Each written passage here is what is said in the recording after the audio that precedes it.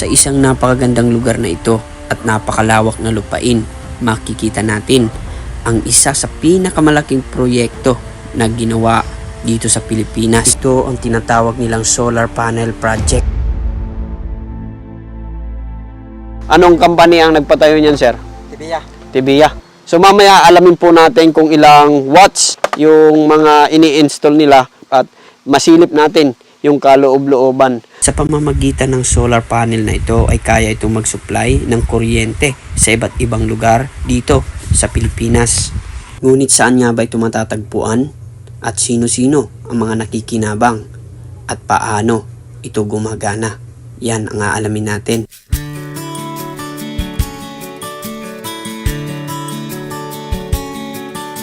Ngunit bago marating namin ang lugar ay kinakailangan namin mag-travel na mahigit 2 oras mula dito sa Haro, Leyte papunta sa San Isidro, Leyte kung saan makikita ang solar farm project. At habang nasa kalagitnaan kami ng biyahe ay nakaagaw pansin sa akin ang napakagandang view ng bulubundukin na makikita natin dito sa bahagi ng Leyte.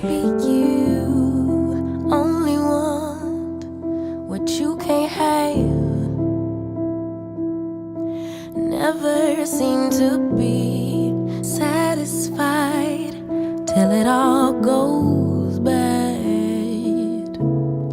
Maybe I should just give someone else a chance.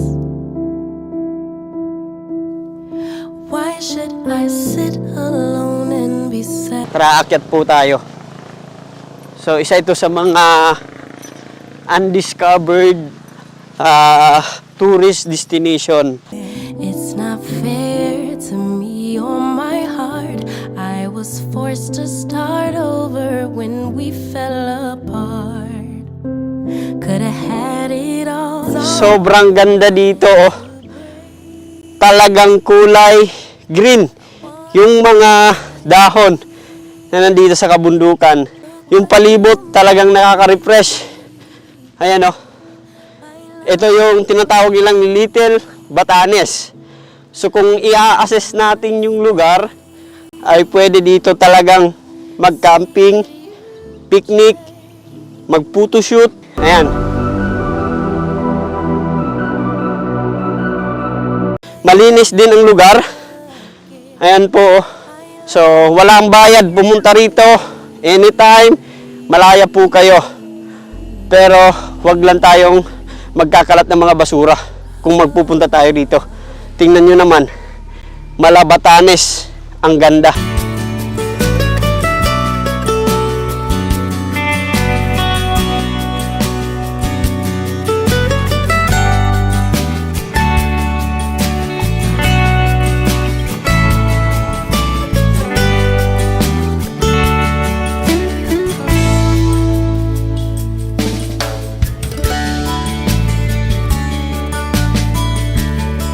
Sa sobrang ganda talagang hindi ka talaga uuwi dito hanggat hindi mo nasusulit ang napakagandang view.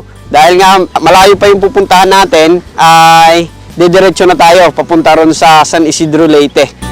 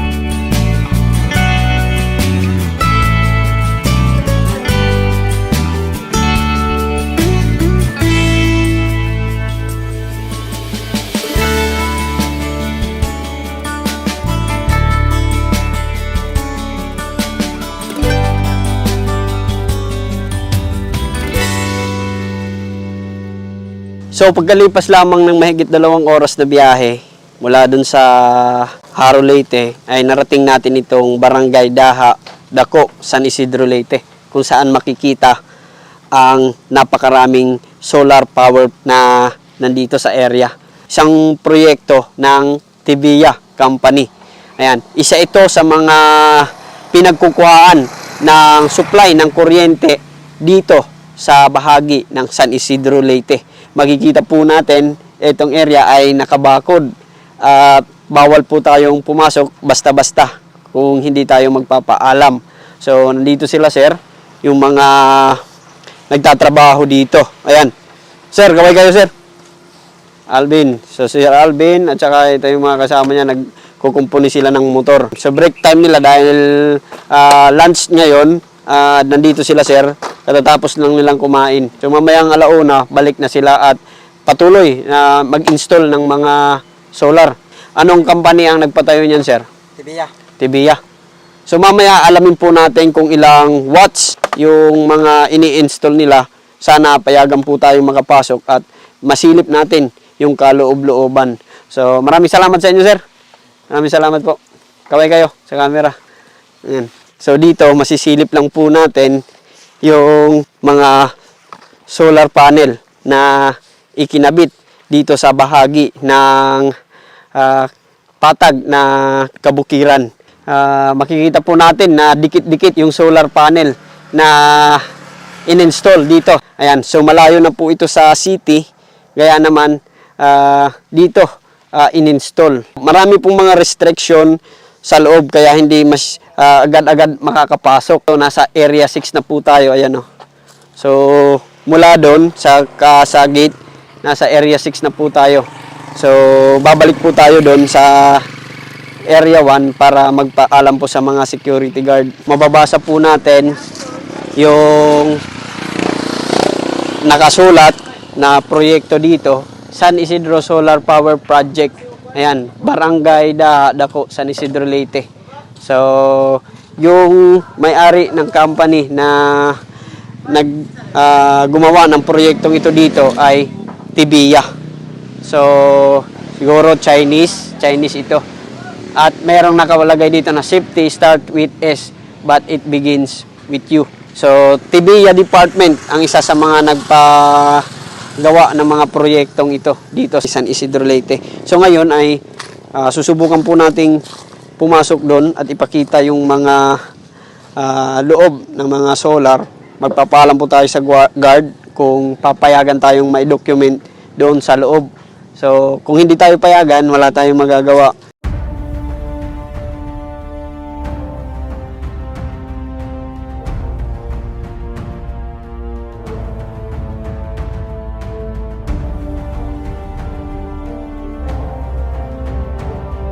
Magpapaalam po tayo kung pwede tayong makapasok doon sa loob at ipapakita ko sa inyo kung ilang watts yung mga solar panel na itinayo rito. So hopefully payagan po tayo. Pero kung hindi naman po tayo payagan, okay lang at least na ipakita ko dito sa inyo dito sa labas. Ayan po, kitang-kita na dyan.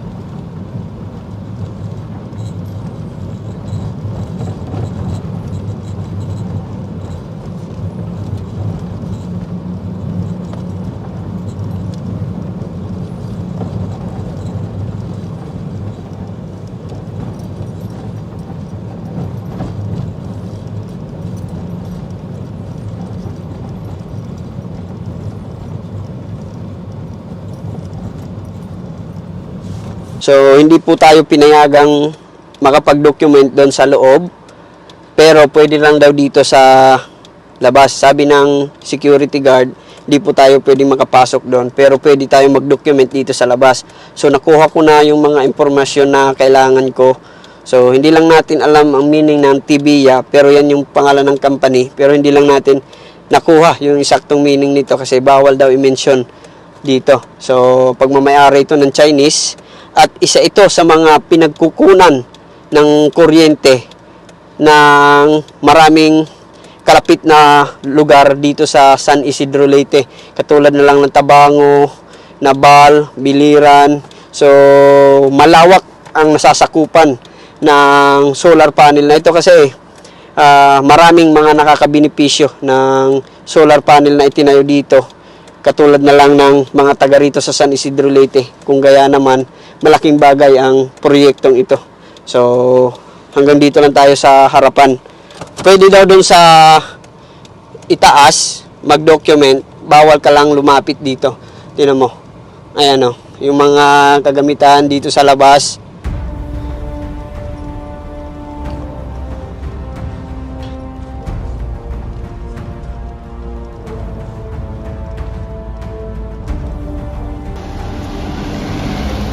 So, bababa tayo kasi hindi naman tayo pinapasok pero pwede daw dito sa itaas. Ayan. So, yun. So, dito pa lang makikita na natin na sobrang lawak. So, ang lawak nga pala ng lugar na pinag-installan ng mga solar panel ay nasa 210 hectares. Grabe. Sobrang lawak nito. So, dito makikita po natin na hile-hilera yung mga in-install na solar panel. Po dito po ay 110 hectares ang lawak. At doon naman sa unahan ay 100 hectares. So, ang total nito ay 210 hectares na pinag-installan. At hindi lang yan, ay patuloy pa silang nag-i-install ng mga solar panel dito. Sa pamamagitan po ng solar na ito, nagkakaroon po ng kuryente ang San Isidro Leyte. At dito, napapakinabangan natin, nakakapag-charge tayo ng mga gadgets, nakakapanood tayo ng TV, nasasaksak natin yung mga appliances dahil sa ganitong uri ng proyekto na solar power project. Sa lawak na 210 hectares na lupain ito, ay tinatayang may budget itong 1.65 billion pesos para sa proyektong ito at naglalayon na paigtingin pa at palakwakin ang nasasakupan ng nasabing proyekto. Dahil nga sa pribado ang lugar na ito, kaya malimit lamang ang mga impormasyon na naibigay ko sa inyo. Pero ganun pa man, ang importante dito ay nakikinabang tayo sa nasabing proyekto.